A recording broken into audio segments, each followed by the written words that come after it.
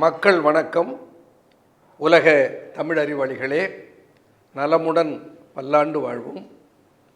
மக்கள் தொலைக்காட்சியின் காலை நிகழ்வாக இருக்கிற புத்தம்புது காலை என்கின்ற நிகழ்ச்சியிலே நலம் தருகிற பல்வேறு வகையான வாழ்வியல் நெறிகள், மூலிகைகள், மருந்துகள், சித்தர்கள் சொல்லி இருக்கிற ஆரோக்கிய குறிப்புகள், இவைகளினுடைய அடிப்படையிலே ஈஸ்வர மூலி என்ற ஒரு மூலிகை எப்படி பயன்படுத்துவது என்பதை இன்றைக்கு பார்க்க இருக்கிறோம். வேலியிலெல்லாம் படர்ந்திருக்கும். அதற்கு இன்னொரு பெயர் உண்டு. அந்த மூலிகைக்கு தலைச்சுருளின்னு பேர். ஏன்னா அந்த இலையினுடைய நுனி அந்த எந்த கொடியை பற்றி அது படர்கிறதோ அந்த கொம்பிலே வளைத்து பிடித்து கொண்டிருக்கும். இந்த தலையின் நுனி இப்படி சுருண்டு எந்த கொம்பில் படர்கிறதோ அந்த கொம்பை பற்றி கொண்டிருக்கும். ஆகையினாலே அந்த அந்த இலைக்கு தலைச்சுருளி, ஆனால் தலைச்சுருளின்னு தான் சொல்கிறாங்க. அது ஒரு வேளை இந்த தழையிலே அந்த சுருளி இருப்பதனால தழைச்சுருளி காலப்போக்கில் மருவி தலைச்சுருளி ஆயிட்டு என்னமோ தெரியல. ஆனால் அது இலையினுடைய தலைப்பகுதி சுருண்டு இருக்கணும் பொருளில் கூட தலைச்சுருளி சொல்லியிருக்கலாம், ஏதோ ஒரு வகையில். ஆனால் அந்த இலை, ஒவ்வொரு இலையும் அந்த நுனியானது அப்படி சுருண்டு இருக்கும், இப்படி இப்படி சுருண்டு இருக்கும். அது ஒரு பற்றுகோலாக பற்றி கொண்டு தொடர்ந்து படருவதற்கு அது உதவும். அந்த இலைச்சுருளியினுடைய சமூலம், அது கிராமப்புறத்தில் அதுக்கு ஒரு பேர் உண்டு, ஈச்சக்கொட்டை தழைன்னு ஒரு பேர் உண்டு. இப்போல்லாம் இது அதற்கெல்லாம் எனக்கு சொன்னாலே இளைஞர்களுக்கெல்லாம் தெரியாது. எங்கள் காலத்தோடு அது இல்லாமல் போய்விட்டதுன்னு சொல்லலாம்.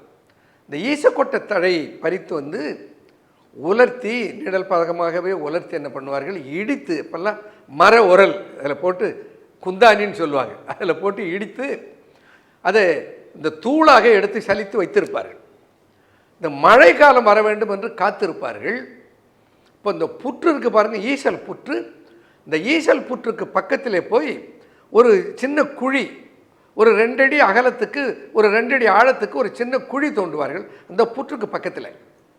இந்த தோண்டி விட்டு அந்த குழியில் இந்த ஈசக்கொட்டை தழை என்கிற ஈஸ்வர மூலியை, ஒருவேளை ஈஸ்வர மூலி ஈசக்கொட்டை தழையாக போச்சுன்னு தெரியல, ஆனால் அந்த இலையை கொண்டு வந்து அந்த அந்த அந்த இந்த தூளை அந்த குழியில் போட்டுடுவாங்க. போட்டுட்டு ஒரு லாந்தல், அந்த காலத்தில் லாந்தல்னு சொல்லுவோம் இல்லை, அந்த சீமை எண்ணெய் கெரசினை போட்டு அதில் ஏற்றி கையில் தூக்கிட்டு போவார்கள், லாந்தல் லைட். அந்த விளக்கை கொண்டு வந்து அந்த பக்கத்தில் வைத்து விட்டு ஒரு ஒரு 10-20 அடி தள்ளி போய் உட்கார்ந்து கொள்வார்கள். கொஞ்ச நேரத்தில் பார்த்தா இந்த ஈசல்கள் எல்லாம் அந்த புற்றில் இருந்து அப்படியே கிளம்பி வந்து அந்த குழிக்குள்ளே விழுந்து அதனுடைய இறகுகளெல்லாம் உடைஞ்சு போயிடும். அப்படியே அது ஈசல் நீளமாக ஒரு 1/2 அங்குலம் 1 அங்குலம் நீளத்தில் அந்த குழி அப்படியே நிரம்பும். அந்த ஈசல் வந்து நிரம்புகிற போது பார்த்தால் அந்த புத்துக்குள்ளே இருந்து பெரிய பெரிய பாம்புகள், நாகப்பாம்புகள் அப்படியே வெளியில் வரும். பார்த்தா நமக்கு பயமாக இருக்கும். பயப்பட வேண்டிய அவசியமே இல்லை. ஏன்னா அந்த வெளியில் வந்து அந்த ஈசக்கொட்டை தழையினுடைய வாசம் பட்ட உடனே அது சுருண்டு மயங்கி விழுந்து போயிடும். அந்த வாசத்துக்கு அவ்வளவு நஞ்சு முறிக்கிற ஆற்றல் இருக்கிறது. அதை எப்படி பாம்பு விஷத்துக்கு பயன்படுத்துவார்கள் பிறகு சொல்கிறேன். அப்படி கொண்டு வந்து அதை போட்டு அந்த பாம்பெல்லாம் வந்து அல்லது எடுத்து போட்டுட்டு, சில நேரத்தில் எலிகளெல்லாம் வரும், எல்லாத்தையும் தூக்கி போட்டு அந்த இறகைகளெல்லாம் ஊதி சுத்தம் பண்ணிவிட்டு அதை கொண்டு வந்து என்ன பண்ணுவார்கள், அதிலே ஒரு ஒரு உணவு தயாரிப்பார்கள். பாருங்கள் எவ்வளவு பஞ்சம் இருந்ததுன்னு பாருங்கள். அதிலே சில குறிப்பிட்ட சத்துக்கள் உடலுக்கு நல்லது என்று உண்டார்கள். சில நேரங்களில் அதை உண்டை பிடித்து உலர்த்தி அதன் கூட காரமெல்லாம் சேர்த்து அதில் இனிப்பு சேர்த்து அதை உருட்டி உண்டை உண்டையாக பார்த்தா எப்படி இருக்குன்னு சொன்னால், இப்போ நம்ம பொறி உண்டை இருக்குது பாருங்கள், அந்த மாதிரி இருக்கும். அதை வெயிலில் நன்றாக உலர்த்தி சேமித்து வைத்துக்கொண்டு அதை சாப்பிடுவார்கள். அப்படி அந்த ஈசையை பிடிப்பதற்கு பயன்படுத்த அந்த இலை இருக்கு, அதை தான் இப்போ நான் சொல்லிகிட்டு இருக்கேன். ஏன்னா கிராமத்தில் இருக்க மக்களுக்கு ஈஸ்வர மூலினா ஒருவேளை எதை சொல்கிறான்னு தெரியலையே, ஏன்னா அவங்களுக்காக தான் இதை நம்ம பேசுவதே.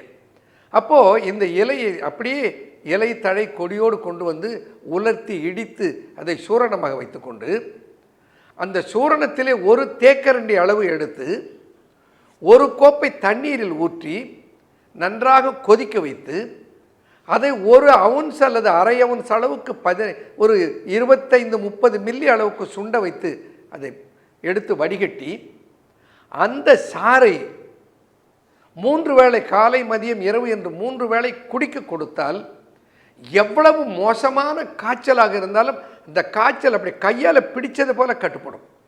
பல வேதியியல் மருந்துகளுக்கு கட்டுப்படாத காய்ச்சல். என்ன, நான் சில நேரங்களில் என்னுடைய அனுபவத்தில் பல ஆண்டுகளில் பலருக்கு எவ்வளவுதான் அவர்கள் இந்த காய்ச்சல் கொல்லி ஆன்டிபைரட்டிக் காய்ச்சல் கொல்லி மருந்துகளை அவர்கள் எடுத்துக்கொண்டாலும் இந்த காய்ச்சல் குறைவதில்லை. அப்படி இருக்கிற சமயங்களில் எல்லாம் பற்பாடகம் என்று சித்த மருத்துவத்தில் சொல்லப்பட்டிருக்கிற ஒரு மூலிகையும் அதனோடு சேர்த்து இந்த ஈஸ்வர மூலிகையும் கஷாயமிட்டு கொடுத்து அந்த எவ்வளவு கடுமையான நடுக்கம் குளிரோடு இருக்கிற காய்ச்சலை எல்லாம் குணப்படுத்தி இருக்கிறேன்.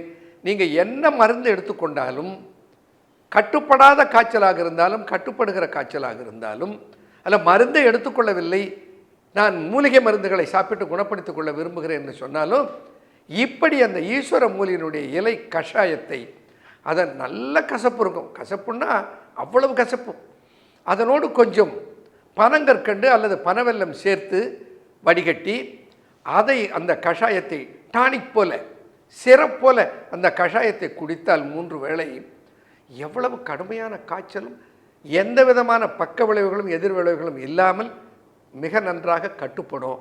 காய்ச்சலுக்கு ஒரு நல்ல மருந்து. தொடர்ந்து பார்ப்போம். நன்றி, வணக்கம்.